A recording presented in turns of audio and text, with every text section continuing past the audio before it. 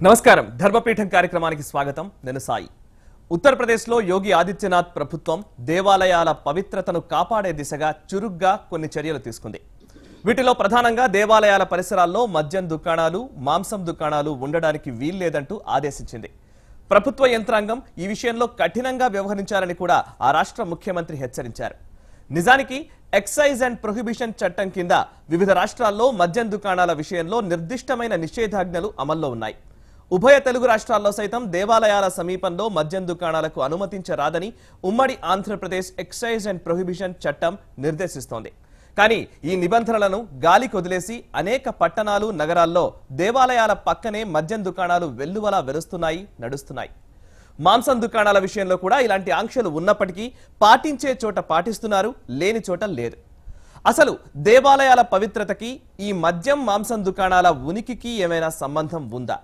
దేవాలయాల పరిసరాల్లోనే మద్యం మాంసం దుకాణాలు ఉన్నంత మాత్రాన ఆలయాల పవిత్రతకు భంగం వాటిల్లుతుందా మద్యం మాంసం దుకాణాల విషయంలో చట్టంలో ఉన్న ఆంక్షలు ఖచ్చితంగా అమలు కాకపోవడానికి కారణం ఎవరు పాలకుల ప్రభుత్వ యంత్రాంగమా లేక ప్రజల ఉత్తరప్రదేశ్ ప్రభుత్వం తీసుకున్న ఇలాంటి చర్యలు దేశమంతటికీ వర్తింపజేయడం వాంఛనీయమా ఇది సాధ్యమా ఈ అంశంలో ధర్మపీఠం ఏమంటుంది ఇదే ఈరోజు మనం చర్చించబోయే అంశం దీనికి సంబంధించి మాట్లాడడానికి ప్రస్తుతం భారత్ టుడే స్టూడియోలో ఉన్నారు హైకోర్టు న్యాయవాది జేఎల్ఎన్ మూర్తి గారు అండ్ చిలుకూరు బాలాజీ ఆలయ ప్రధాన అర్చకులు శ్రీ రంగరాజన్ గారు అదేవిధంగా సామాజిక సమరసత వేదిక తెలంగాణ రాష్ట్ర ప్రధాన కార్యదర్శి డాక్టర్ వంశతిలక్ గారు నమస్కారం వంశతిలక్ గారు రంగరాజన్ గారు జేఎల్ఎన్ మూర్తి గారు చర్చకు స్వాగతం ముందుగా రంగరాజన్ గారు దేవాలయాల పవిత్రతకి మద్యం మాంసం దుకాణాల ఉనికికి ఏమైనా సంబంధం ఉందా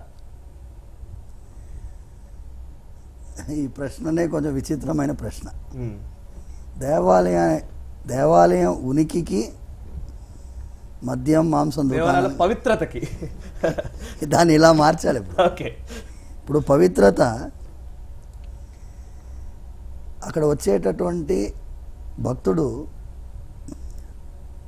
పవిత్రమైనటువంటి ఒక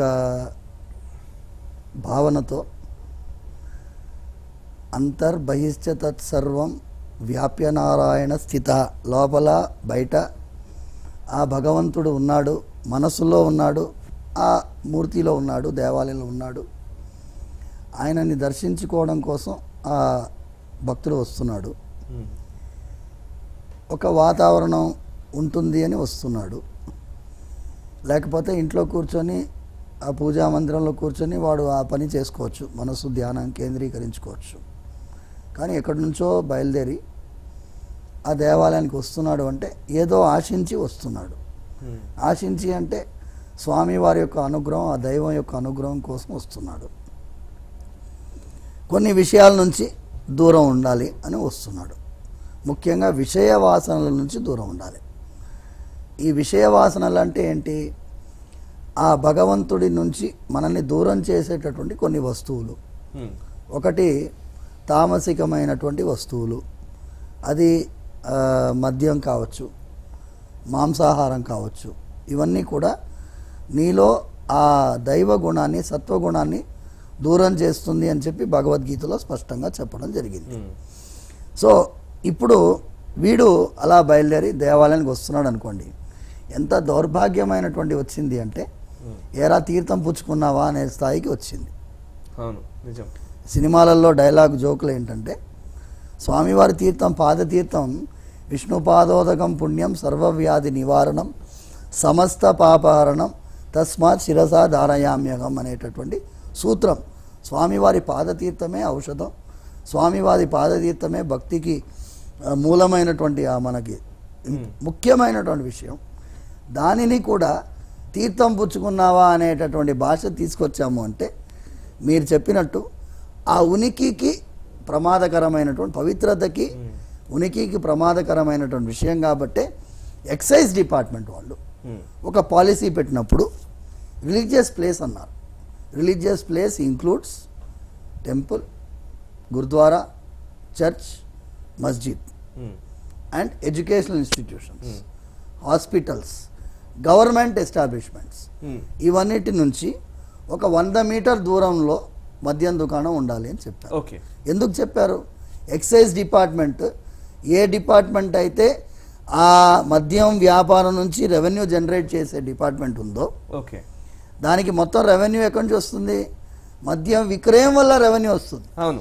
ఆ విక్రయం వల్ల వచ్చే రెవెన్యూని కూడా ఈ ప్రాంతంలో మీరు పెట్టకూడదు అని చెప్పి నిషేధించి ఒక పాలసీ డెసిషన్గా ఒక చట్టపరమైనటువంటి వ్యవహారం పెట్టినప్పుడు దానికి మనం ఒక విధేయమైన గౌరవం ఇవ్వాలి.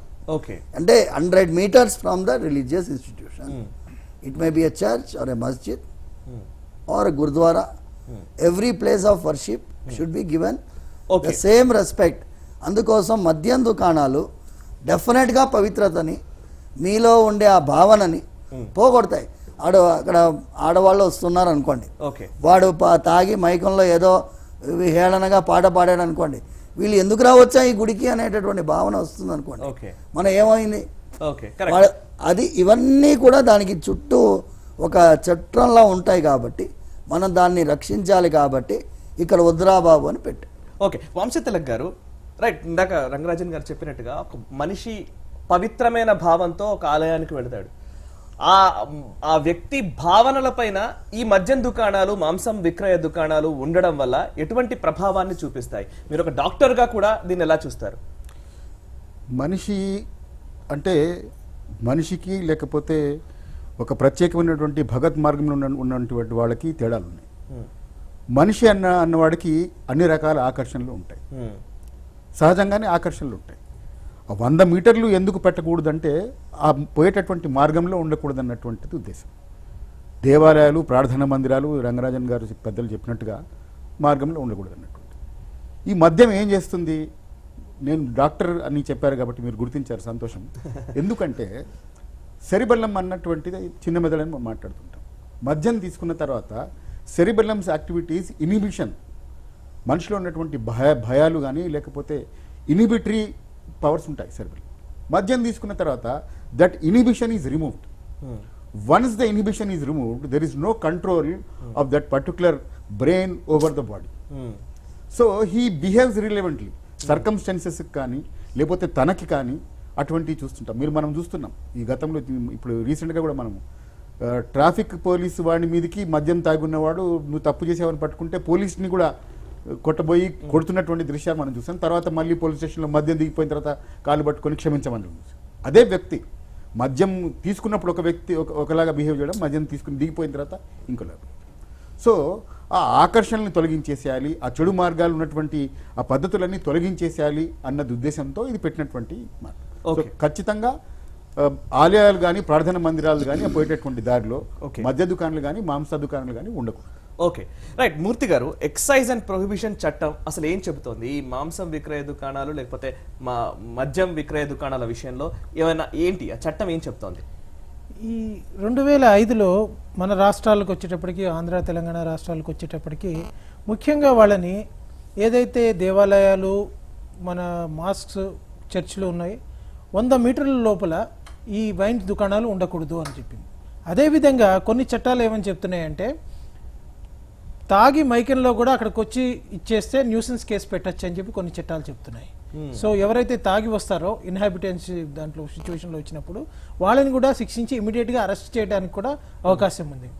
ఇండియన్ పీనల్ కోడ్ లేకపోతే క్రిమినల్ ఏదైతే ఉన్నాయో ఇవన్నీ వర్తిస్తాయి వాళ్ళకి.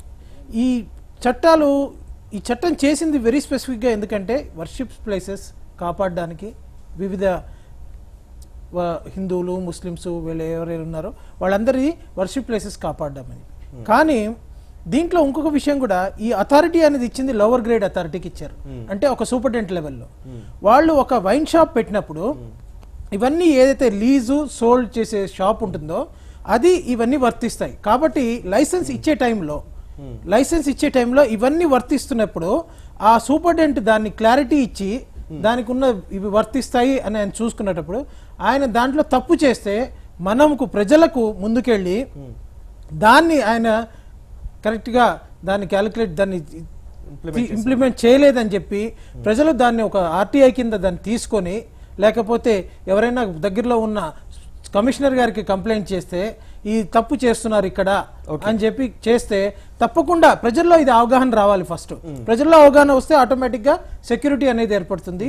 ఇది కాకుండా ఎవరైతే తప్పు చేశారో అక్కడ వాళ్ళకి 3 ఏళ్లు కఠిన కారాగార శిక్ష ఉంది. ఓకే, అది కాకుండా వాళ్ళకి ఫైన్ వేయడానికి కూడా అవకాశం ఉంది. ఓకే, ఇవన్నీ మనం ప్రజల దృష్టికి తీసుకెళ్తే తప్పకుండా మనకి ఏదైతే వర్షిప్ ప్లేసెస్ ఉన్నాయో వీటన్నిటిని కాపాడడానికి మనకి చాలా అవకాశం ఉంటుంది. ఓకే, వాటిని ఎలా అడ్డుకోవాలి, ఎలా నిరోధించాలన్న దాని గురించి మాట్లాడదాం సార్ ఇంకొంచెం డీటెయిల్డ్ గా. అంతకంటే ముందు ఫస్ట్ అయితే ఎందుకు అక్కడ ఉండకూడదు అనే దాని గురించి మనం మాట్లాడుకుందాం. ఫస్ట్ ఒకసారి శ్రీకాళహస్తి నుంచి ఒక కాలర్ ఉన్నారు, రవి గారు ఫోన్ లైన్ లో ఉన్నారు. రవి గారు, మీ అభిప్రాయం ఏంటి? నమస్తే సార్, అక్కడ పెద్ద నమస్కారం. నమస్కారం సార్, చెప్పండి. భారత్ టుడే ఛానల్ సార్ ఈ టాపిక్ ఇచ్చినందుకు. ఒకప్పుడు ఊరు మధ్య కాకుండా ఊరు బయట ఎక్కడో ఉండేది సార్ సారా దుకాణాలు. అక్కడ జనసంచారం లేని ప్రాంతాల్లో పెట్టేవాళ్ళు. ఎందుకంటే ప్రభుత్వం ఆదాయం వస్తామన్నా కూడా జనాలు చెడిపోకూడదనే ఉద్దేశంతో ఊరు బయట పెట్టేవాళ్ళు. ఇప్పుడు గుడి దగ్గర, బడి దగ్గర, ఇండ్ల దగ్గర, అన్ని దగ్గర పెట్టేస్తున్నారు. మద్యపాన ప్రకటన పైన నిషేధ విధించినప్పటి నుంచి సినిమాల్లో తప్పకుండా ఒక సీన్, మద్యం సేవించే సీన్ ఉండే విధంగా మద్యం మాఫియా సినిమా రంగాన్ని ప్రభావితం చేస్తా ఉంది. ఈ విషయం మనం గుర్తించాల్సి వస్తుంది సార్. మద్యం దుకాణాలు గుడి దగ్గర, బడి దగ్గరే కాదు, జనసంచారం లేని ప్రాంతాల్లో ఊరు బయట ఉండాలని మా కోరిక సార్. వండర్ఫుల్, థ్యాంక్ యూ అండి, thank you very much Ravi గారు, మీ అభిప్రాయాన్ని మాతో పంచుకున్నందుకు. బొల్లారం నుంచి ఒక కాలర్ ఉన్నారు, కృష్ణ గారు. కృష్ణ గారు, మీ అభిప్రాయం ఏంటి? హలో కృష్ణ గారు, మీ టీవీ వాల్యూమ్ మ్యూట్ చేసి డైరెక్ట్ గా మీరు మాట్లాడొచ్చు ఫోన్ లో. హలో కృష్ణ గారు, వినిపిస్తాను, చెప్పండి. రమణ దీక్షిత్ గారు. హలో రమణ దీక్షిత్ గారు. రమణ దీక్షితులు గారు కాదు, రంగరాజన్ గారు ఉన్నారు. రైట్, మీరు ఏం చెప్పాలనుకుంటారో చెప్పొచ్చు డైరెక్ట్ గా. రంగరాజన్ గారు నమస్కారం. నమస్కారం. రంగరాజన్ గారు, మీరు టీవీ వాల్యూమ్ మొత్తంగా మ్యూట్ చేయండి, ఎందుకంటే మేము మాట్లాడేది మీకు అర్థం కాదు, మీరు మాట్లాడేది మాకు అర్థం కాదు. సో డైరెక్ట్ గా మీరు ఫోన్ లో మాట్లాడేది మాకు అర్థం అవుతోంది, మీరు ఫోన్ లో చెప్పండి మీరు చెప్పాలనుకున్నది. కాల్ కట్ అయినట్టుగా ఉంది. రైట్, ఓకే, మళ్ళీ ట్రై చేయొచ్చు కృష్ణ గారు. సారీ, మీ అభిప్రాయం ఏంటో తెలుసుకోలేకపోయాం. అండ్ ఎక్కడైనా సరే మీ ప్రాంతంలో గనక ఒకవేళ అటువంటి పరిస్థితి ఉంటే, ఏ ఆలయం దగ్గరైనా సరే ఇట్లా దీనివల్ల మాకు ఇబ్బంది అవుతుంది అన్న వ్యక్తులు కూడా మాకు కాల్ చేసి ఎక్కడ ఏ ప్రాంతంలో దేవాలయం పక్కన మద్యం దుకాణం, మాంసం దుకాణం ఉంది, ఎటువంటి ఇబ్బంది కలుగుతుందో మాతో పంచుకునే అవకాశం కూడా ఉంది. మీరు స్క్రీన్ పై కనబడే నెంబర్లో కాల్ చేసి మీరు మీ అభిప్రాయాన్ని మాతో పంచుకోవచ్చు. రైట్, ఒకసారి రంగరాజన్ గారు, ఇందాక మీరు పవిత్రత గురించి మనం మాట్లాడుతుంటే మీరు అన్నది ఎలా చూసినా సరే ఆ దేవుడికి సంబంధించిన భగవంతుడి పవిత్రత పోదు, ఓ తెగితే ఈ భక్తుడికి సంబంధించిన వ్యవహారం కానీ భక్తుడి ఆలోచనల పైన ఈ మద్యం దుకాణాలు ఇవి ఉండడం వల్ల ఎటువంటి ప్రభావం పడుతుంది? ఒక భక్తుడి ఆలోచనల పైన ఎటువంటి ప్రభావం పడుతుంది? ఇప్పుడు ఇంతకుముందు డాక్టర్ గారు వంశతిలక్ గారు ఒకటి మాట చెప్పారు. మనిషి చాలా చపల చిత్తుడు, చంచల చిత్తుడు. ఇప్పుడు నిన్న రాత్రి తాగాడు, భార్య దగ్గర వచ్చి ఇవాళ నుంచి నేను తాగను అని వాగ్దానం చేస్తాడు. ఆ భార్య ఏమంటుంది, మనం దేవాలయానికి పోయి రేపొద్దున స్నానం చేసి మంచిగా దర్శనానికి వెళ్దాం అని చెప్తుంది. దేవాలయానికి బయలుదేరారు. వెళ్ళే దారిలో వీడికి ఆ దుకాణం కనిపించింది. నువ్వు వెళ్ళుమా, నేను వచ్చేస్తా అంటాడు వాడు. ఇప్పుడే వచ్చేస్తా. ఆ అమ్మాయికి అర్థమవుతుందా కాదా చెప్పండి. అంటే ఎంత దారుణంగా వెళ్ళిందంటే ఈ వాళ్ళ సమాజంలో ప్రభుత్వానికి కూడా ఒక major revenue generation excise department. Last year ఇన్ని మద్యం దుకాణాలు పెట్టాం, ఈ ఏడాది ఇంత గ్రోత్ ఆఫ్ ఎక్సైజ్ రెవెన్యూ ఎలా గ్రో అవుతుంది? 20% to 30% గ్రోత్, రెవెన్యూల గ్రోత్ ఎలా ఉంది అంటే మన వాళ్ళు ఎక్కువ తాగుతున్నారని కదా అర్థం. అంటే ఈ రెవెన్యూ జనరేషన్ మాత్రమే మీకు చూస్తే వేరే సామాజికమైనటువంటి ఇబ్బందులన్నీ మనం చూడాల్సి ఉంటుంది. దాంట్లో ఎంత లాస్ ఉందో చూడాలి. State Exchequer on other activities చూడాలి. ఇప్పుడు మీరు మనం ఈ అంశానికి పరిమితం అవుదాం. దేవాలయం, పవిత్రత, వైన్ షాపు, మాంసం దుకాణం. ఇక్కడ ఉత్తరప్రదేశ్లో 15 రోజులుగా విపరీతమైనటువంటి భయాన్ని సృష్టించారు. ఓకే, అదే యంత్రాంగం, అదే ఆఫీసరు, సార్ చెప్పినట్టు అదే సూపరింటెండెంట్ అదే ఎక్సైజ్ డిపార్ట్మెంటు, అదే చట్టం. కానీ అమలుపరచడానికి మీ మనస్సులో సంకల్ప బలం ఉన్నదా? ఎందుకు ఈ స్కూల్ బయట ఈ దుకాణం ఉన్నది, ఈ దేవాలయం బయట ఎందుకు ఈ దుకాణం ఉన్నది, ఇవన్నీ ఐడెంటిఫై చేసి విత్ ఇన్ 15 days క్లోజ్ చేయాలి, లేకపోతే సీల్ చేయాలి అని ఒక ఎగ్జిక్యూటివ్ ఆర్డర్ ఇచ్చిన తర్వాత ఎంత పరిగెడుతున్నారు చూడండి. ఉత్తరప్రదేశ్లో మనం ఎక్కడ ఉన్నాం? దాదాపు 2000 కిలోమీటర్ల కింద ఉన్నాం. మనం అక్కడ గురించి మాట్లాడుతున్నాం. ఇక్కడ ఒక ఉదాహరణ ఇస్తాను. పోయిన 2004వ సంవత్సరం డిసెంబర్ నెలలో సింహాచలంలో ఒక కళ్యాణ మంటపం, సింహాచలం దేవస్థానానికి చెందిన కళ్యాణ మంటపం, దానికి అతి సమీపంలో పక్క మడిగిలోనో దాని పక్క మడిగిలోనో ఒక వైన్ షాప్ ఓపెన్ చేశారు. ఆయన ఏం చేశారు పాపం, ఒక అమ్మాయి పబ్లిక్ ఇంట్రెస్ట్ లిటిగేషన్ హైకోర్టులో వేసింది అగేన్స్ట్ దట్ వైన్ షాప్. అంటే ఎంత దౌర్భాగ్యం చూడండి. ఒక local issue related to that Simhachalam temple, అక్కడ ఈవో గారు ఏం చేస్తున్నారు? ఆయనకి ఏం పని? For the sake of the institution ఆ ఈవో గారు ఎందుకున్నారు అక్కడ? ఆ వాతావరణాన్ని, ఆ పవిత్ర భావనని, దానికి వ్యతిరేకమైనటువంటి ఏదైనా ఉన్నా కూడా ఆపడానికి ఒక యంత్రాంగం ఉన్నది. That executive officer has got powers which are similar to collector. ఆయన సూపరింటెండెంట్ని బొక్కలో దోసేటటువంటి అధికారం ఉంటుంది. How did you give licence to this wine shop? ఒక్క నోటీస్ సర్వ్ చేశాడా? ఆ పరిస్థితి లేదు. పోనీ ఇప్పుడు గోవిందరాజస్వామి దేవాలయం ఉంది తిరుమల తిరుపతిలో. ఆయన ఏమంటాడు, దేవాలయం ముందా వైన్ షాప్ ముందా? ఇప్పుడు కోడి ముందా పెట్టే ముందా కాదు ఈ క్వశ్చన్. దేవాలయం ముందుందా వైన్ షాప్ ముందుందా? పోయే దారిలో 4 వైన్ షాపులు ఉన్నాయి, మీరు చూడండి. గోవిందరాజస్వామి సన్నిధికి పోయే దారిలో. అంటే మనం తిరుమల తిరుపతి దేవస్థానం కింద తిరుపతిలో తన ఆధీనంలో ఉండేటటువంటి దేవాలయంలో municipal corporation of Tirumala Tirupati, the Tirupati Devasthanam is spending crores of rupees. ఒక కాలర్ తో మాట్లాడదాం. ఆ దేవాలయంలో దగ్గరగా ఉండే వైన్ షాప్ ని మూయించే ధైర్యం లేదు. అది కరెక్ట్. ఒక కాలర్ తో మాట్లాడదాం. ఒంగోలు నుంచి నితీష్ గారు ఫోన్ లైన్ లో ఉన్నారు. నితీష్ గారు, మీ అభిప్రాయం ఏంటి? నితీష్ గారు. సార్ చెప్పండి సార్. అది నా ఉద్దేశంలో అది కూడా తప్పే సార్. చాలా పాపం కూడా సార్. మనం దేవుణ్ణి పూజించడానికి వెళ్ళేటప్పుడు అలాంటి పనులు మహాపాపం సార్. నా ఉద్దేశంలో అది చాలా బాధాకరం సార్. మన దేశంలో చాలా మంది మద్యానికి అలవాటు పడిపోయారు సార్. దాన్ని మార్చడం అంటూ జరగదు సార్. కాకపోతే thank you very much Nitish గారు, మీ అభిప్రాయం మాతో పంచుకున్నందుకు. సార్ వంశతిలక్ గారు, ఇందాక రంగరాజన్ గారు చాలా అద్భుతమైన పాయింట్. నిజంగా గోవిందరాజస్వామి గుడి దగ్గరే 4 వైన్ షాపులు కనబడతాయి. ప్రతి సంవత్సరం తిరుమల కొండపైకి మద్యం బాటిళ్లు వెళ్లకుండా దాదాపుగా అడ్డుకునే ప్రయత్నాలు చేస్తూ ఉంటారు. ఒక రోజు పెట్టుకొని ఒక సంవత్సరంలో ఒక రోజులో ఆ బాటిల్స్ అన్ని కూడా అక్కడే పగలగొడుతూ ఉంటారు. అది ప్రతి సంవత్సరం దాన్ని మీడియా కూడా కవర్ చేస్తూ ఉంటుంది. అంటే ఓన్లీ తిరుమల వరకు మాత్రమే పవిత్రంగా ఉంచాలా, ఇంకా కింద అసలు అక్కర్లేదా? కింద ఎట్లయినా ఉన్నా పర్వాలేదు, తిరుపతిలో ఎలా ఉన్నా పర్వాలేదు అనే ఒక భావన ఎందుకు కలుగుతోంది?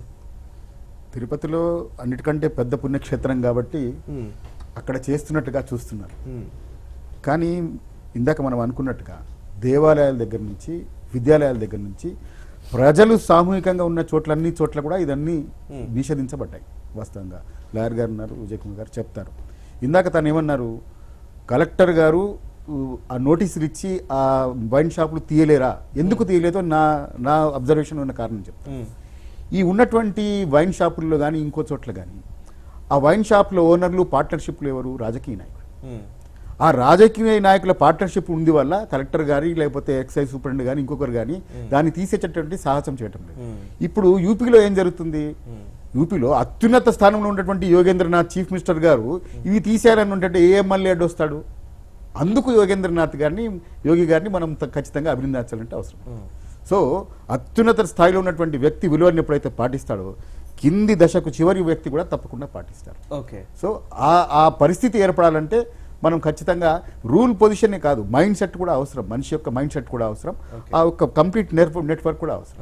ఆ శాసనంలోకి మనం మంచి వాళ్ళని ఎన్నుకునేటట్టు క్రమం జరిగితే తప్పకుండా వ్యవస్థ మొత్తం మారిపోతుందని నాకు. ఓకే, విలువల లోపమే కారణమా సార్? రంగరాజన్ గారు, గోవిందరాజస్వామి గుడిని మీరు కరెక్ట్ గా కోట్ చేశారు కాబట్టి, ఒక తిరుమల తిరుపతిని వేరు చేసి ఏ భక్తుడు చూడలేడు.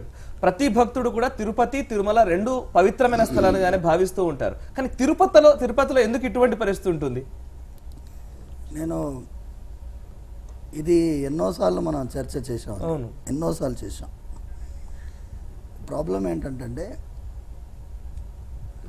అక్కడ తిరుపతిలో నేను ఒకసారి తిరుపతి వెళ్ళినప్పుడు ఒకసారి ఒక సినిమా థియేటర్ వెళ్ళాం. సినిమా థియేటర్ వెళ్తే ఆ సినిమా థియేటర్లో కుటుంబంతో సహా వెళ్ళాం. వెళ్తే ఒకసారి థియేటర్లో మార్నింగ్ షోలు మీకు తెలుసు కదా, ఆ కాలంలో మలయాళం సినిమా ఒక టైపు ఉంటుంది. అది వేస్తే ఒక విధమైన ఉద్యమంలా వచ్చి ఆ షో బంద్ చేయించారు. ఓకే, నేను చెప్పేది just 20 years back, 20 to 25 years back. ఎందుకంటే నేను అప్పుడు మెడికల్ ఎక్విప్మెంట్ లైన్లో ఉన్నాను. స్విమ్స్ హాస్పిటల్ వెళ్ళాను, టైం దొరికింది కాబట్టి ఒక థియేటర్లో మూవీ చూద్దామని వెళ్తే ఒక విధమైన ఉద్యమంలా వచ్చి ఆడవాళ్ళు పిల్లలు అందరూ వచ్చి ఇది తిరుమల, ఇది పవిత్ర క్షేత్రం, ఇట్లాంటి సినిమాలు ఇక్కడ చూపించడానికి వీల్లేదని చెప్పి. 20 ఏళ్ల తర్వాత ఆ పరిస్థితి ఉందా? ఇప్పుడు కూడా ఉంది భక్తుల్లో. ఇప్పుడు మీరు ఫోన్ చేసే వాళ్ళందరూ ఆగ్రహం, వాళ్ళందరూ మనసులో ఆగ్రహం ఉన్నది. కరెక్ట్. ఇప్పుడు యోగి ఆదిత్యనాథ్ ఎందుకు గెలిచాడు? వీళ్ళు చాలా మంది పేపర్లు విశ్లేషించలేదు. ఇదే కారణం. సూడో మనస్సు, మాటలు మాట్లాడేదేమో దేశం కోసం, చేసేదేమో మనకి వ్యతిరేకమైనటువంటి భావజాలంతో చేసేది. ఈ టీవీ ఛానల్ తప్ప వేరే ఏదన్నా ఈ డిస్కషన్ ఎందుకు పెట్టలేదు? ఎందుకంటే అక్కడ ఎఫ్డిఐ ఉన్నది, ఇక్కడ ఎఫ్డిఐ లేదు. ఇక్కడ ఎఫ్డిఐ ఎందుకు ఉంది? దేశం కోసం ఎఫ్డిఐ ఉంది. సో ఈ చర్చ ఇక్కడ జరుగుతుంది. దేవాలయానికి సంబంధించి మేము ఒకటే ప్రార్థిస్తున్నాం, మీరు మద్యం దుకాణం పెట్టాలి. ఇంకా కొంతమంది ఉన్నారు తాగుతున్నారు, పర్వాలేదు, మేము వద్దంటలేదు. బట్ కొన్ని ప్రదేశాల్లో వద్దండి. మేము అనేది ఏంటి, ఒక 100 meters దానికి ఆ వాతావరణానికి ఒక గౌరవం ఇవ్వండి, అక్కడి నుంచి దూరం పెట్టండి అని ఒక ఎక్సైజ్ పాలసీ ఉంది, ఒక చట్టం ఉంది. చట్టాన్ని ఇంప్లిమెంట్ చేయండి అంటున్నాం మేము, అంతే, వేరేమంటలేదే. వీఆర్ నాట్ ఇప్పుడు మద్య నిషేధం బీహార్లా చేయమంటలేదు మేము. అట్లీస్ట్ ఉన్నటువంటి చట్టాన్నైనా నిజాయితీగా దాన్ని అమలు చేయండి. ఓకే, దేవాలయాల దగ్గరికి ఉండొద్దు, స్కూళ్ళ దగ్గర ఉండొద్దు, ఆసుపత్రుల దగ్గర ఉండొద్దు, వేరే ఎక్కడన్నా పెట్టండి అని ప్రార్థిస్తున్నాం. అది చేయమంటున్నాం. యోగి ఆదిత్యనాథ్ యూపీలో అదే చేస్తున్నాడు. సేమ్ లెజిస్లేషన్, అవును, entire India same excise policy, correct, same, వేరే ఎక్కడా వేరే మార్పు లేదు. అదే ఎక్సైజ్ పాలసీ తమిళనాడులో పోయిన ఏడాది జయలలిత గారు గెలిచి వచ్చినప్పుడు ఆవిడ అదే అనింది, దేవాలయాలు స్కూల్ నుంచి మేము తీసేస్తాము. ఓ లిస్టు తెప్పించుకున్నది, దాదాపు 900 వైన్ షాపులు చెన్నైలోనే ఆ లిస్టులో ఉన్నారు. ఆ 900 క్లోజ్ చేయాలని నోటీస్ ఇచ్చారు. ఓకే, అంత లోపల ఆవిడ పోయిన తర్వాత ఆ పాలసీ ఏమైందో మాకు తెలియదు. రైట్. సో పక్క రాష్ట్రంలో ఉంది ఆ ప్రయత్నం, ఇక్కడ ఉన్న ప్రయత్నం ఏమైందో తెలియట్లేదు. రైట్. హైదరాబాద్ నుంచి ఒక కాలర్ ఉన్నారు సార్, కృష్ణారెడ్డి గారు, మీ అభిప్రాయం ఏంటి?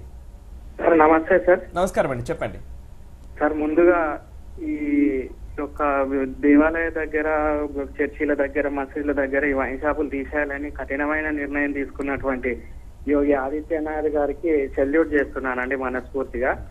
అట్లాంటి నిర్ణయాలు దేశం మొత్తం జరగాలండి. దేశం మొత్తం ఆ నిర్ణయాలు జరగాలి అంటే నిండు దేశభక్తి ఉండి బంధుప్రీతి లేనటువంటి యోగి ఆదిత్యనాథ్ లాంటి ముఖ్యమంత్రులు ప్రతి రాష్ట్రంలో ఉండాలండి. ఆ విధమైన వ్యక్తులు రావాలి అంటే భారతీయ జనతా పార్టీ లాంటి ఒక ఉన్నతమైన పార్టీ దేశంలో అధికారంలో ఉండాలండి.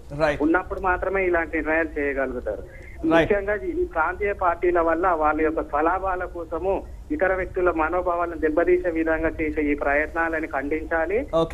ఇది ఈ విధంగా ఏర్పాటు చేయడం 100% నా దృష్టిలో తప్పు అండి. Right, thank you very much. కఠినంగా ఉన్నప్పుడు మాత్రమే ఇవి చేయగలుగుతాయండి. Right, thank you very much Krishna Reddy గారు మీ అభిప్రాయం తెలియజేసినందుకు. యోగి ఆదిత్యనాథ్ గారి నిర్ణయం, వారు అమలు పరుస్తున్న విధానాన్ని ఖచ్చితంగా భారత్ టుడే కూడా అభినందిస్తుంది. అంటే ఇది ఒక బీజేపీ మాత్రమే ఇదంతా చేస్తుందా అన్న విషయంలో కూడా ఆలోచించాలి. ఎందుకంటే అందరూ ఎవరైనా సరే ధర్మం కోసం నిలబడుతున్న వాళ్ళందరికీ ఖచ్చితంగా భారత్ టుడే అభినందనలు తెలియజేస్తుంది. ఒక చిన్న విరామం తీసుకుందాం. విరామం తర్వాత చట్టం ఉంది. ఒక యోగి ఆదిత్యనాథ్ ముఖ్యమంత్రి అయిన తర్వాత దాన్ని ఖచ్చితంగా అమలు పరచడానికి ప్రయత్నిస్తూ ఉన్నారు. ఆ దిశగా ఆదేశాలు జారీ చేశారు. మిగతా రాష్ట్రాల్లో ఎందుకని అమలు పరచడం జరగట్లేదు? అండ్ భక్తులు ఆగ్రహంగా ఆవేదనతో ఫోన్ చేసి మరి నిజంగా ఇది దారుణమని చెబుతూ ఉన్నారు. కానీ భక్త సమాజం నుంచి కానీ హిందూ సమాజం నుంచి కానీ ఒక చైతన్యపూరితమైనటువంటి ధోరణిలో వస్తే కానీ వీళ్ళు నిర్ణయాలు తీసుకోరు, అమలు పరచరా. చిన్న విరామం తర్వాత డిస్కస్ చేద్దాం. చూస్తున్నాం. ధర్మపీఠం కార్యక్రమానికి తిరిగి స్వాగతం. దేవాలయాల పరిసర ప్రాంతాల్లో మద్యం దుకాణాలు, అదేవిధంగా మాంసం విక్రయాలు జరగడం ఎంతవరకు సమంజసం అనే దానిపైనే మనం చర్చిస్తూ ఉన్నాం. సార్ మూర్తి గారు, ఇందాక మీరు చెప్తున్నారు ఎక్సైజ్ అండ్ ప్రొహిబిషన్ యాక్ట్ ప్రకారం చాలా స్పష్టమైన నిబంధనలు ఉన్నాయి. 100 మీటర్లకు అవతల మాత్రమే ఇవన్నీ నిర్వహించుకోవాలని. ఒకసారి చట్టం అయితే ఉంది, కానీ అమలు పరిచే బాధ్యత ఎవరిది? ఎందుకని అమలు జరగడం లేదంటారు? దీంట్లో బాధ్యత ఎక్సైజ్ డిపార్ట్మెంట్ కూడా కాదు. ఎందుకంటే ఏదైతే గెజిట్ ఇస్తారో, గెజిట్ ఇచ్చినప్పుడు పలానా ఈ డిస్ట్రిక్ట్స్ అని చెప్పి ఈ కలెక్టరేట్ ఇస్తారు గెజిట్స్. ఆ గెజిట్స్ ఇచ్చినప్పుడు వాళ్ళ దగ్గర ఉన్న మిషనరీ, ఏదైతే గవర్నమెంట్ మిషనరీ ఉందో, వాళ్ళు ఎగ్జామినేషన్ చేయాలి. ఏంటి ఇది ప్రాపర్గా ఇంప్లిమెంట్ అవుతుందా లేదా. ఫర్ ఎగ్జాంపుల్ సేల్స్ ట్యాక్స్ ఉంది, లేకపోతే సెంట్రల్ ఎక్సైజ్ ఉంది, ఎక్సైజ్ ఉంది. ఈ ఎక్సైజ్ వాళ్ళు వచ్చి ఈ ఏవైతే మనకి ఈ ఆర్డినెన్స్ ప్రకారం ఏదైతే rules regulations 2005 rules and regulations ఉన్నాయో వాళ్ళు కరెక్ట్ గా ఇంప్లిమెంటేషన్ చేస్తున్నారా లేదా, ఆ రిపోర్ట్ ఆయన వాళ్ళ మిషనరీ, ఒక కలెక్టర్ కూడా ఆ మిషనరీ ద్వారా ఆయన తెప్పించుకోగలడు. తెప్పించుకొని దాన్ని ఎగ్జామిన్ చేసి ఈ లీజ్ ఏదైతే ఇచ్చారో వాళ్ళకి, లీజు సోల్డ్ చేయడం ఏదైతే అమ్మడానికి ఈ మద్యాన్ని అమ్మడానికి ఇస్తారో ఆ లీజ్ ని వాళ్ళు మెయిన్ గా ఆపగలరు. ఎందుకంటే ఇది యాజ్ పర్ స్టిపులేషన్ లేదు కాబట్టి మీరు ఈ పర్టికులర్ ఏరియాలో దీనికి ఈ లైసెన్స్ క్యాన్సిల్ చేయాలి అని కలెక్టరేట్ కి బాధ్యత ఉంది. కలెక్టరేట్ గెజిట్ ఇచ్చేటప్పుడు క్లారిటీ క్లియర్ గా ఉన్నప్పుడు ఎగ్జామినేషన్ అది క్లియర్ గా చేయాల్సి వస్తుంది. ఈ గెజిట్ ద్వారా ఏదైతే వాళ్ళు ఎక్సైజ్ డ్యూటీ వాళ్ళు ఇంప్లిమెంట్ చేస్తారో ఆ ఒక్క తప్పుతోటి వాళ్ళు మొత్తం ఆ లీజ్ క్యాన్సిల్ చేయొచ్చు, ఆ గెజిట్ ని ఆ లైసెన్స్ కూడా క్యాన్సిల్ చేయొచ్చు. ఇవాళ కూడా ఫర్ ఎగ్జాంపుల్ ఈ గుడి పక్కన లేకపోతే గుడి దగ్గర వర్షిప్ పక్కన ఉన్న ఏవైతే వైన్ షాప్స్ ఉన్నాయో ఇవాళ కూడా ప్రజలు వాటికి వాళ్ళంతా ఒక కంప్లైంట్ ఇచ్చి, వాళ్ళకి ఏదైతే ఎక్సైజ్ కమిషనర్స్ ఉన్నారో వాళ్ళకి కంప్లైంట్ ఇచ్చి, ప్రజలు ఏదైతే మనకి మీడియా ఇవన్నీ ఉన్నాయో వాళ్ళ దృష్టికి తప్పకుండా తీసుకెళ్తే వాళ్ళు దాన్ని బ్రహ్మాండంగా వాళ్ళు ఈ లైసెన్స్ క్యాన్సిల్ ఇమీడియట్ గా చేయించి ఆ ఇంప్లిమెంటేషన్ ప్రజల చేతిలోకి వెళ్ళిపోతుంది. సో ఇట్లాంటి అవగాహన వాళ్ళకి తీసుకొస్తే వాళ్ళు ఏదైతే షాప్స్ పెట్టారో వాళ్ళు ఇక ముందు వాళ్ళు దీనికి టెండర్స్ వేసేటప్పుడు, ఏదైతే వైన్ షాప్స్ కి వాటి టెండర్స్ వేసేటప్పుడు వాళ్ళు ముందు జాగ్రత్త చెప్తే ఈ షాప్స్ ని దూరంగా చూసుకుంటారు వాళ్ళే. కాబట్టి ఇట్లాంటి కంప్లైంట్స్ ఒక 4-5 కంప్లైంట్స్ వెళ్ళి కలెక్టరేట్ ని కూడా బాధ్యత చేస్తే తప్పకుండా ఇది చాలా హెల్ప్ఫుల్ అవుతుంది ప్రజలకి. అదే కాకుండా వర్క్షిప్ ప్లేసెస్ లో ఏదైతే ఉందో డిస్టర్బెన్స్, దాని కల్చర్, వాటికి డెవలప్మెంట్ కి చాలా ఈజీగా ఇంప్లిమెంట్ చేయొచ్చు. న్యూసెన్స్ గా కూడా పరిగణించాలి. అవును, న్యూసెన్స్ కూడా కేసు కూడా వేసుకోవచ్చు. ఓకే, ఎలా అంటే ఇప్పుడు ఏదైతే సిఆర్పిసి ఉందో మనకి ఇండియన్ పీనల్ కోడ్ ఉందో దాంట్లో పబ్లిక్ ప్లేసెస్ లో ఇన్హాబిటెన్స్ స్టేజ్ లో వచ్చి వాళ్ళు పబ్లిక్ న్యూసెన్స్ క్రియేట్ చేస్తే ఆటోమేటిక్ గా వాళ్ళకి వెంటనే మనం ఎఫ్ఐఆర్ ఫైల్ చేసుకొని వాళ్ళని కోర్టుకు తీసుకెళ్లి అరెస్ట్ చేసేయచ్చు immediate. Okay, nuisance case. Right, Rangarajan గారు, దేవాలయాల పవిత్రత గురించి మనం మాట్లాడుతున్నాం. అట్ ద సేమ్ టైం కొన్ని దేవాలయాలు ఏదైతే గ్రామ దేవతలను పూజించే సందర్భంలో ఈ మద్యం, మాంసం అనేది అందులో భాగంగానే ఆచరించే వాళ్ళు కూడా ఉన్నారు. దాన్ని ఎలా చూడాలంటారు? ఇది ఆచార వ్యవహారం కింద వస్తుంది. ఓకే, ఇప్పుడు దాంట్లో ఉదాహరణకి కాశీలో వీరభద్రస్వామి దేవాలయం ఉంది. కాశీలో మెయిన్ కాశీలో ఆ దేవాలయంలో మద్యమే నైవేద్యంగా సమర్పిస్తారు. అక్కడ మద్యమే నైవేద్యంగా సమర్పిస్తారు. దాన్ని అక్కడ ఒక ఆచారం, అది దాని హిస్టరీ మీరు వెళ్తే ఇంకా చాలా ఈ డిబేట్కి మనం వెళ్ళొచ్చు. కానీ ఆచార వ్యవహారం, ఇప్పుడు కొన్ని పోతరాజు ఆట ఆడతారు, అది కూడా ఒక ఆచార వ్యవహారం కిందకి వస్తుంది. దాంట్లో మీరు వెళ్తే మనం ఇది వ్యాపారం, అది ఆచారం. Okay, okay. ఇప్పుడు మీరు ఉదాహరణకి కొన్ని చర్చెస్లో వాళ్ళు వైన్ సర్వ్ చేస్తారు. It's a ritual. వాళ్ళు క్యాథలిక్ చర్చెస్లో వీ రెస్పెక్టెడ్. వాళ్ళని వెళ్ళి ఎక్సైజ్ డిపార్ట్మెంట్ ఇంటర్ఫియర్ చేయలేము. అలాగే ఈ కొన్ని గ్రామ దేవతల్లో కూడా మాంసం, మద్యం నైవేద్యం ఉంటుంది. దాన్ని వామతంత్రం అంటారు. మీరు ఒక వేద విధానానికి వామ విధానాన్ని పేరు దానికి. ఆ వామాచార వ్యవస్థ దాంట్లో ఏంటంటే మద్యం ఒక పార్ట్ ఆఫ్ ది రిచువల్. అది పూజారి సేవిస్తాడు అక్కడ. సో అందుకోసం దాంట్లో మనం వెళ్ళాము. వేద విదిత ఆలయాల విషయంలో మాత్రం మన వేద విదిత ఆలయ విషయం క్లియర్గా ఉందండి. ఇక్కడ ఇప్పుడు ఉదాహరణకి మనం తిరుచానూరు పద్మావతి అమ్మవారి దేవాలయం ఉంది. మనకు తెలుసు, అది స్పష్టంగా తెలుసు అమ్మవారి దేవాలయం. అక్కడ మీరు వైన్ షాప్ పెట్టలేరుగా. Okay okay. ఎక్కడైతే అది ఒక ఆచారంలో భాగంగా ఉందో దాంట్లో మనం పోవట్లేదు. ఎక్కడైతే ఆచారంలో భాగం లేదో, అది దురాచారము, అక్కడ మీరు ఇంప్లిమెంట్ చేయాలి స్ట్రిక్ట్గా. ఇక్కడ వైన్ షాప్ పెట్టడానికి వీల్లేదు. ఇక్కడ నుంచి 100 మీటర్స్ మీరు పెట్టుకోండి. స్కూల్ పెట్టడానికి వీల్లేదు. ఎవరైనా తాగి వస్తే వాడిని అరెస్ట్ చేస్తారా లేదా? కరెక్టే. స్కూల్కి టీచర్ గారు తాగి వచ్చిన టీచర్ని సస్పెండ్ చేశారు. ఎందుకు చేశారు? ఓకే. ఎక్కడో తాగాడు, ఇక్కడ వచ్చాడు. సార్ చెప్పినట్టు పబ్లిక్ న్యూసెన్స్ కింద. ఓకే. మేము వైన్ షాప్ అక్కడెక్కడో 200 మీటర్స్ దూరంలో, అట్లా కాదు కదా అది. You are a walking nuisance wherever you go. మీరు ఎక్కడ వెళ్ళినా న్యూసెన్సే. మీరు సార్ చెప్పినట్టు వాడి కంట్రోల్లో ఉండదు. వాడు ఏం చేస్తున్నాడో వాడికి తెలియదు. ఓకే. వాడు ఎందుకో ఈ చర్చ మొత్తం ఎందుకు వచ్చింది చెప్పండి? సుప్రీంకోర్టు ఇచ్చిన తీర్పు వల్ల ఈ చర్చ వచ్చింది. కరెక్టే. 500 మీటర్లని సుప్రీంకోర్టు, 220 మీటర్సే ఆ పాలసీలో ఉంది. సుప్రీంకోర్టు అడిగారు advocates, you are gone beyond 220 metres అంటే ఎస్ అని సుప్రీంకోర్టు. ½ కిలోమీటర్ అనింది. ½ కిలోమీటర్ అంటే తర్వాత వెళ్ళి మళ్ళీ స్టేట్ గవర్నమెంట్లన్నీ మా ఎక్సైజ్ డిపార్ట్మెంట్ అంతా మొత్తం లాస్లో పోతుంది, మా వాళ్ళందరూ ఇబ్బందుల్లో ఉంటారంటే రివ్యూ చేయమంటే ఓకే. 20,000 పాపులేషన్ లోపల ఉండేటటువంటి ప్రాంతాల్లో ఈ హైవేస్ నుంచి 500 మీటర్స్ వద్దు, కానీ 500 మీటర్స్ డిస్టెన్స్ మాత్రం తప్పక పాటించాలని చెప్పింది సుప్రీంకోర్టు. అందులోనే ఓ మాట చెప్పింది. ఏమనిందంటే, మీరు 10 ఏళ్ల ముందు క్షమించాలి, 10 ఏళ్ల ముందు మీరేమన్నారు? ఎక్సైజ్ పాలసీలో 92 సెక్షన్ కింద మీరేమన్నారు? మా పాలసీలో మేము 100 మీటర్ల డిస్టెన్స్ ద్వారా ఒక రేంజ్ పెట్టుకొని స్కూల్స్కి, హాస్పిటల్స్కి, రిలీజియస్ ప్లేసెస్కి దూరంగా మేము వైన్ షాప్స్ కేటాయిస్తాము, ఈ లోపల కేటాయించము అని మీరు పాలసీ పెట్టుకున్నప్పుడు ఆ పాలసీ ఏమైందని చెప్పి 2015లో సుప్రీంకోర్టు అడిగింది. ఓకే.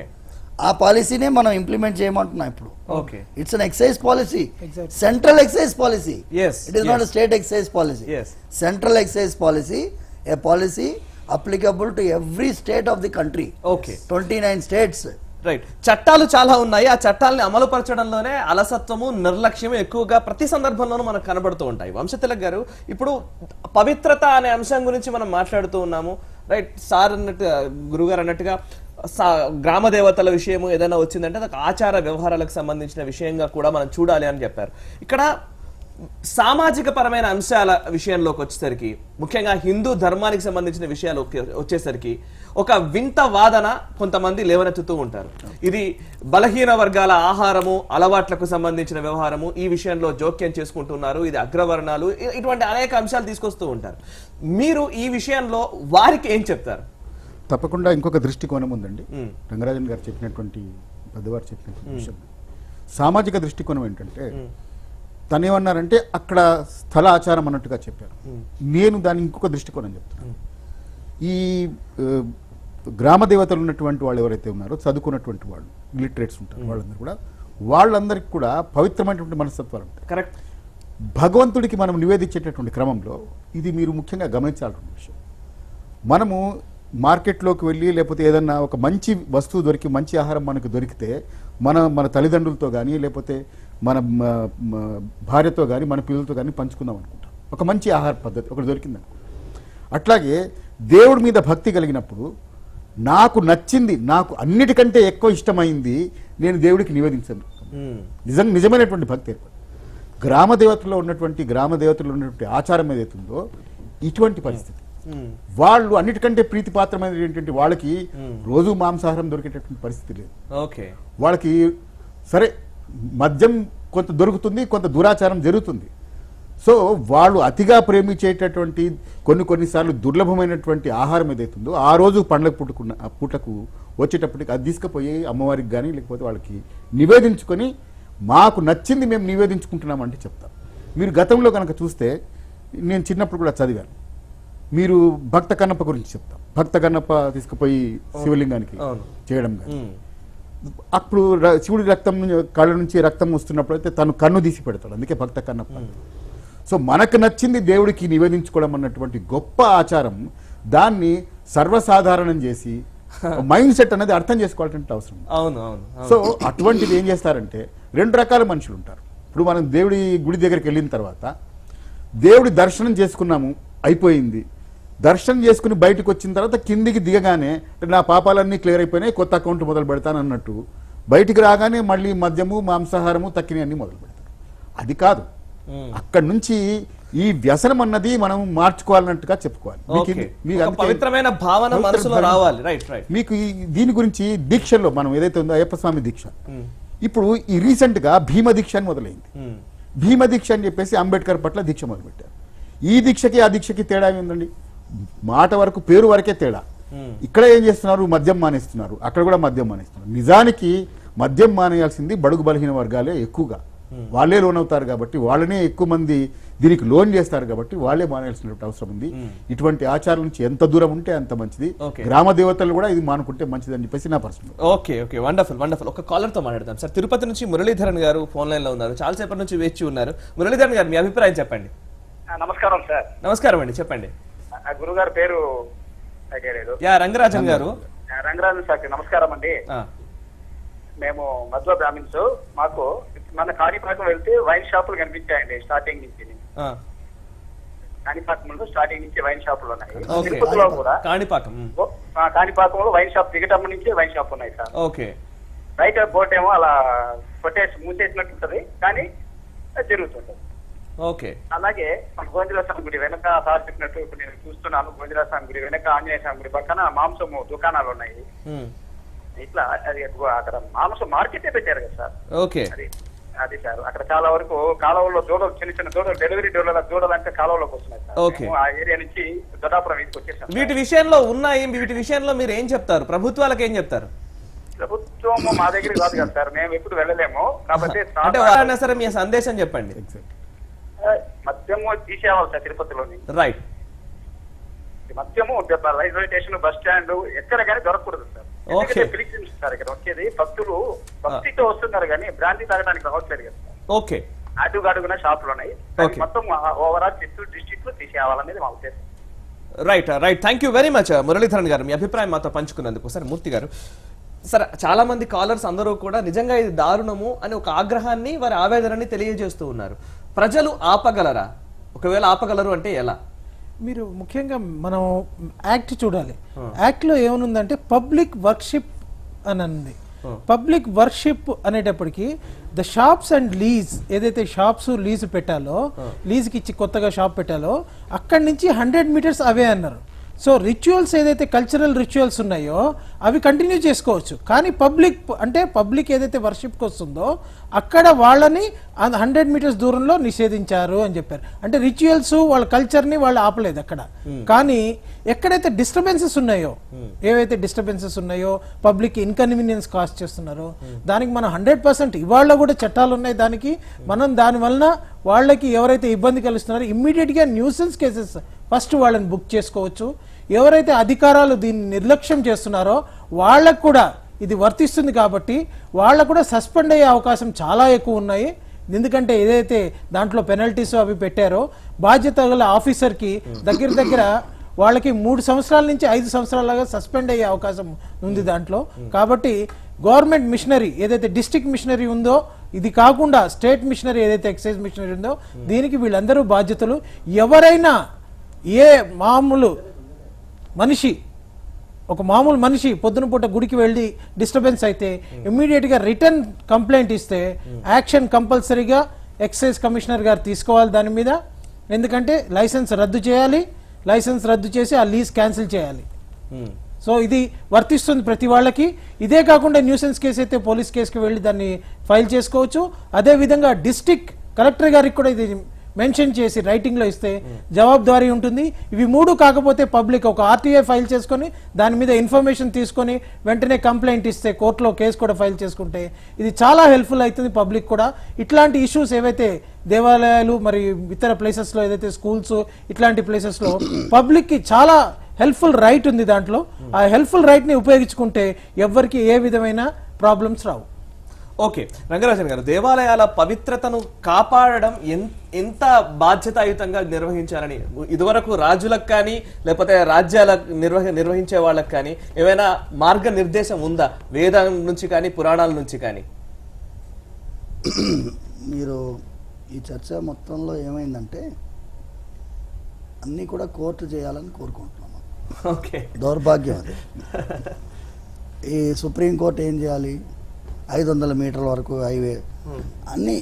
ఎగ్జిక్యూటివ్ ఒక రెస్పాన్సిబిలిటీ, పొలిటికల్ బ్యూరోక్రసీ ఒక రెస్పాన్సిబిలిటీ, జ్యుడిషియరీకి ఒక రెస్పాన్సిబిలిటీ. మన రాజ్యాంగం అలా రాసుకున్నాం. ఇప్పుడు కోర్టు మీరు ఏదన్నా చేయాలంటే కోర్టుకు వెళ్ళాలి. పబ్లిక్ ఇంట్రెస్ట్ లిటిగేషన్ ఈ 2017 జడ్జిమెంట్ కూడా ఒక పబ్లిక్ ఇంట్రెస్ట్ లిటిగేషన్ వల్ల వచ్చింది. ఎందుకు వచ్చింది? హైవేస్లో యాక్సిడెంట్స్ జరుగుతున్నాయి, తాగినటువంటి మైకంలో వాళ్ళు నడిపిస్తున్నారు కాబట్టి బండి, దాన్ని తాగుడు పానీయాలు దొరకకుండా చేయాలి, వైన్ షాపులు బంద్ చేయాలి అనేటటువంటి ఓ ధోరణిలో స్టార్ట్ అయింది. సుప్రీంకోర్టు జడ్జిమెంట్ ఇచ్చింది. అలాగే దేవాలయం బయట స్కూల్ బయట మద్యం దుకాణాలు ఉండకూడదని చెప్పి ఎన్నో జడ్జిమెంట్స్ ఉన్నాయి, హైకోర్టు జడ్జిమెంట్స్. మూర్తి గారు చెప్తారు. ఇంప్లిమెంట్ చేయాల్సింది ఎవరు? ప్రభుత్వ యంత్రాంగం. ఇంప్లిమెంట్ చేయకపోతే ఏం చేస్తారంటే తమిళనాడులో వచ్చినట్టు జల్లికట్టులా వస్తుంది. తమిళనాడు ఒక విషయం, మీరు కోకోకోలా, థమ్స్అప్, పెప్సీ, ఈ సమ్మర్ వెకేషన్లో number of Pepsi sold in Coca Cola sold in Tamil Nadu is 30% decline. మీరు చూడండి, ఇది మీకు మీడియాలో రాదు. సమ్మర్ కదా ఇది, మ్యాక్సిమం సేల్ ఇప్పుడే ఉంటుంది. ఎందుకంటే వాళ్ళు బయటికి వచ్చి వీళ్ళ వల్లనే మాకు నీళ్ళ ప్రాబ్లం ఉంది, వీళ్ళు మూసుకోవాలి అని చెప్పి వాళ్ళు ఉద్యమం చేశారు. అలాంటి ఉద్యమం దేవాలయాల పరిధి వరకు మనం భక్తులు చేసుకుంటే, ఇప్పుడు శ్రీ గోవిందరాజస్వామి దేవాలయానికి వెళ్ళే వాళ్ళం తిరుమల తిరుపతి దేవస్థానం మొత్తం కలిపితే ఏడాది కనీసం 2 కోట్ల మంది వెళ్తారు. 2 కోట్ల మందిలో ఒక 1% కనుక 1% ఆఫ్ 2 crores ఈ 2 lakhs 2 lakh పీపుల్లో 20,000 మంది ఒక ఉద్యమంగా తిరుపతి వరకు తీసుకుంటే 20,000 మంది ఇప్పుడు ఉన్న సామాజిక మాధ్యమాలన్నీ వాడుకుంటే ఏ దేవాలయం దగ్గర 100 మీటర్ రేడియస్లో వైన్ షాపులు ఉన్నాయో మ్యాక్సిమం అయితే 300-400 ఉంటాయి తిరుపతిలో. వీటన్నిటినీ కూడా ఒక నోటీస్ ఇచ్చి, నాయన మీరు 15 రోజుల లోపల మీరు దీనిపైన మీరు స్పందించి దీన్ని మార్చుకోండి, మీరు ఒక 100 మీటర్స్ తర్వాత తీసుకొని అక్కడ వెళ్ళండి, అక్కడ ఇక్కడ నుంచి బయటికి వెళ్ళండి అని ఒక భక్త ఉద్యమంగా రావాలి. ఓకే, ఈ భక్త ఉద్యమంగా వస్తే అప్పుడు కోర్టులు కూడా లేచి నిలబడతాయి. కోర్టు ఎప్పుడు లేచి నిలబడుతుంది? When becomes mass movement. General justice Krishna Iyer garu ఒక మాట అన్నారు, if the judgments of the courts are not able to give justice to the people can revolt and it will become a mass movement. Today that is the situation. ఉద్యమం రావాలి. మన ధర్మాన్ని రక్షించుకోవాలంటే ప్రతి అంశానికి మనం దేవాలయం చుట్టూ అల్లుకున్నటువంటి పవిత్రమైన వాతావరణాన్ని, అన్నవరం దేవాలయం తీసుకోండి, ఆ కాటేజెస్ ఎవరికండి? సత్రం అండి అది. కరెక్ట్. సత్రం ఏంటి? సత్రం అంటే అన్న సత్రం. అది వాడు రాత్రిపూట వచ్చి బస చేసి ఆ అన్నవరం సత్యనారాయణ స్వామి పైన భక్తితో ఉండేటటువంటి వాడు. కాటేజెస్లో మీరు మెనూలో ఏం పెట్టారు? మీరు టూరిజం వేరు, పిల్గ్రిమేజ్ వేరు. Correct correct. You are confusing both. Tourism is different. You go to Goa, this is pilgrimage. ఇది ఆధ్యాత్మికమైనటువంటి తీర్థయాత్ర. ఇది తీర్థయాత్రలో వచ్చి నీకెందుకయ్యా వాసనలు?